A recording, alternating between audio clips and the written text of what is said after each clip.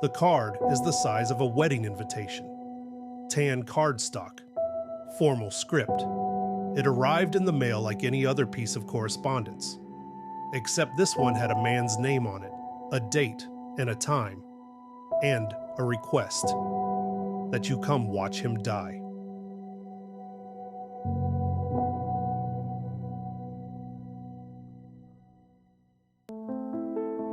Holbrook, Arizona sits at the edge of the Painted Desert, where the land grows strange and beautiful. It's a cherished Route 66 hub in Navajo County, sitting on the edge of Petrified Forest National Park. But in 1899, it was a railroad town on the Santa Fe line.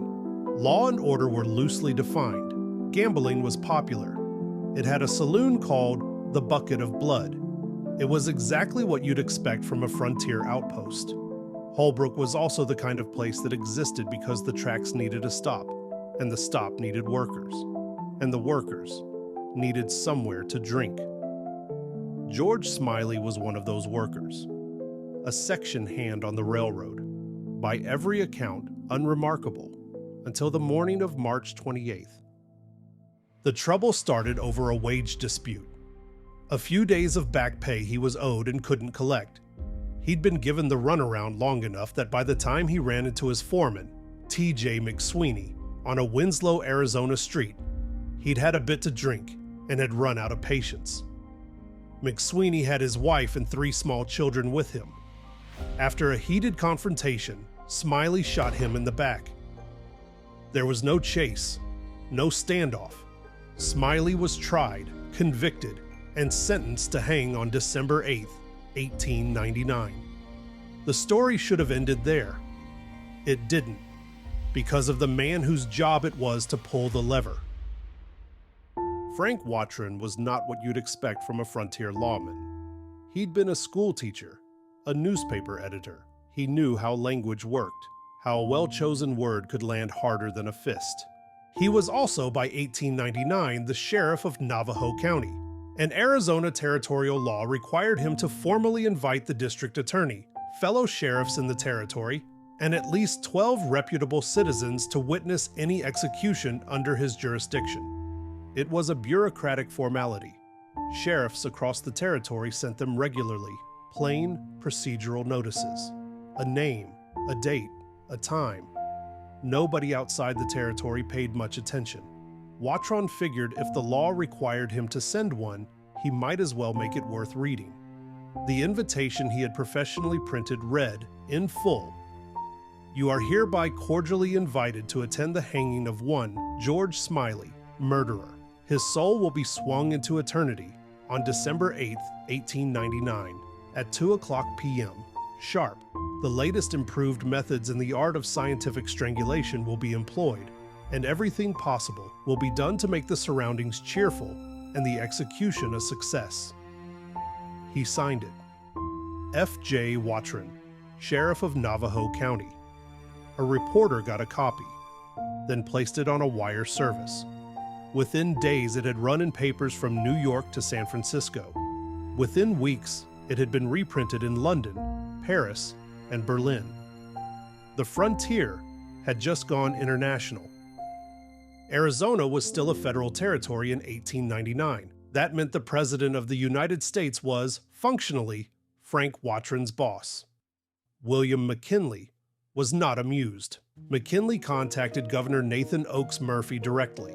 Murphy issued a formal rebuke of Wattron and a 30-day stay of execution. The new date, January 8th, 1900. Wattron was ordered to send a second invitation, appropriate to the gravity of the occasion.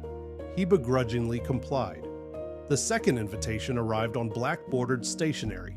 It opened by citing, verbatim, the exact statute of Arizona territorial law that required him to send invitations at all. Then, with feelings of profound sorrow and regret, I hereby invite you to attend and witness the private, decent, and humane execution of a human being. Name, George Smiley. Crime, murder. It closed with a warning that any flippant or unseemly language or conduct from attendees would not be tolerated. He mailed it on January 7th, one day before the execution, timed so that no one in a position of authority could possibly receive it in time to react to his snark.